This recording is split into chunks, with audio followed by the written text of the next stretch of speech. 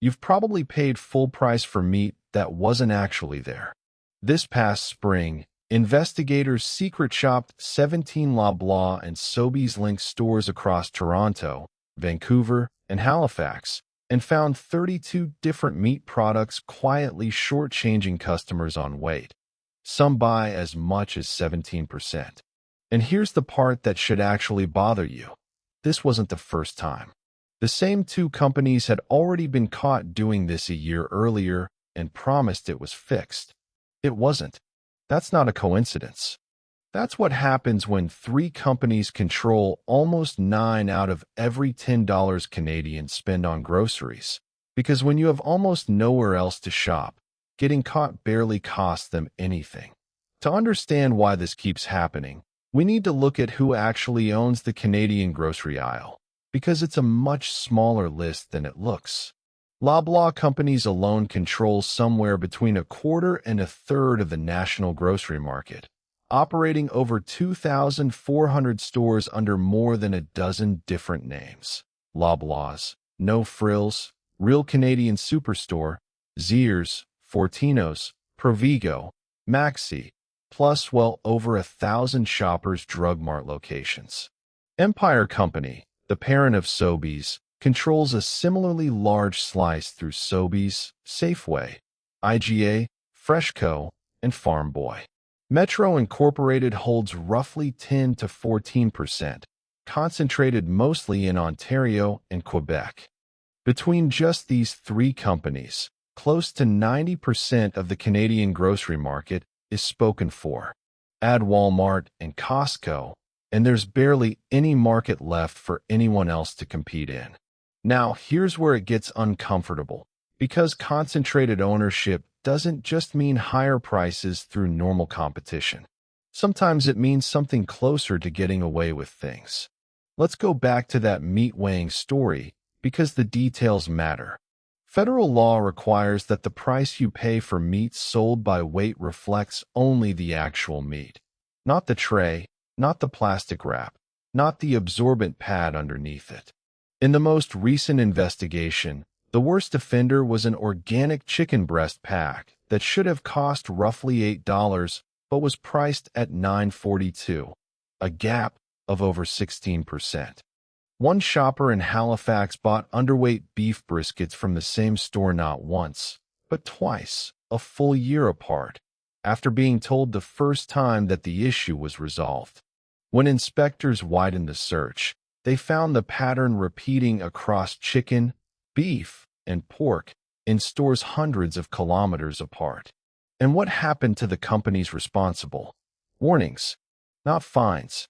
Canada's Food Inspection Agency ran only 6 spot checks on meat pricing accuracy in the entire 2023 to 2024 fiscal year.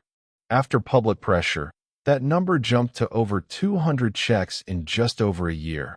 And even then, every violation resulted in a warning letter, not a penalty.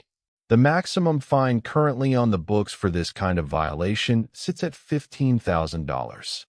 For context, a former federal food inspector who spent over 2 decades doing this job has publicly argued that number needs to be closer to $500,000 before a major grocery chain would actually feel it. So if the penalty for shortchanging customers is smaller than a single afternoon of sales at one store, what's actually stopping this from happening again? That question gets even more uncomfortable when you follow the money upward. While all of this was unfolding, Canadians were living through one of the worst stretches of food inflation in this country's modern history. Grocery prices have climbed more than 30% since early 2021. As of this year, the average Canadian family of 4 is projected to spend over $17,500 on food annually, close to $1,000 more than the year before. Beef prices alone jumped nearly 14% in a single year. And in response, the federal government rolled out a new, permanent version of its grocery rebate this past summer, replacing the old quarterly tax credit with what's now being called the Groceries and Essentials Benefit. essentially acknowledging that food affordability has become a long-term crisis, not a temporary spike. Meanwhile, the companies at the center of all this are not struggling, not even close. This is the same Loblaw that, back in 2017, admitted to taking part in a scheme with other companies to secretly inflate the price of packaged bread for 14 straight years, from 2001 until 2015. Loblaw came forward first, cooperated with investigators, and avoided criminal charges as a result, while offering customers a $25 gift card as an apology. That gesture reached about 5 million Canadians, worth roughly $125 million combined, which sounds like a lot, until you remember it was compensation for over a decade of overcharging an entire country on one of the most basic foods there is. This year, the real financial reckoning finally started landing in mailboxes, as a $500 million class action settlement began paying out to millions of Canadians who bought bread during those years. And yet, even carrying that history, the company keeps growing. Loblaw has announced plans to pour billions more into the Canadian economy this year alone, opening dozens of new stores and creating thousands of new jobs. That's not a company in retreat. That's a company that got caught fixing bread prices for over a decade, got caught shortchanging customers on meat weight twice in 2 years, and is still expanding faster than almost anyone else in the sector. So why can't someone just undercut them?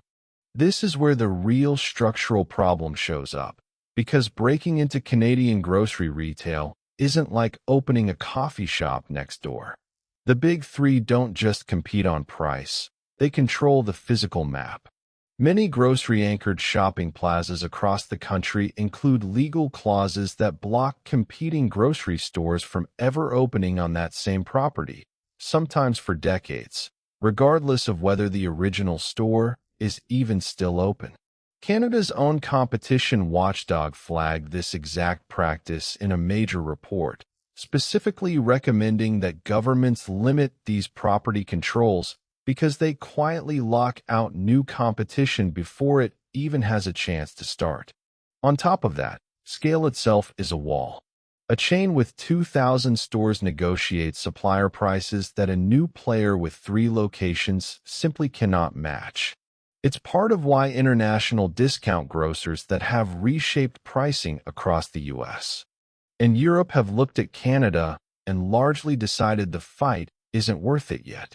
There is one shift worth watching, though, and it's coming from consumers, not regulators. As food costs have climbed, Canadian shopping habits have visibly moved.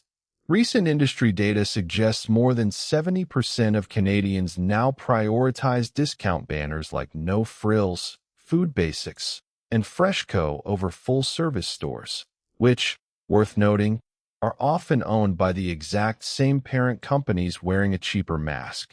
Independent grocers and co-ops have also seen a real uptick in traffic, driven partly by informal boycotts and partly by simple economics.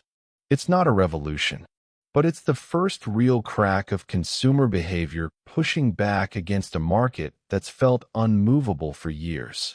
Here's the uncomfortable truth underneath all of it. This was never really about bread or gift cards or a few ounces of missing chicken.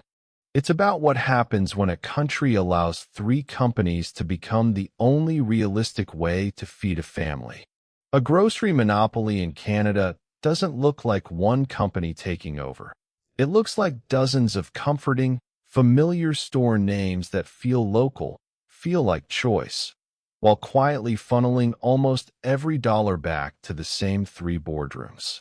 And until that structure actually changes, getting caught underweighing your chicken will keep costing these companies a $15,000 warning letter, while costing you real money every single week.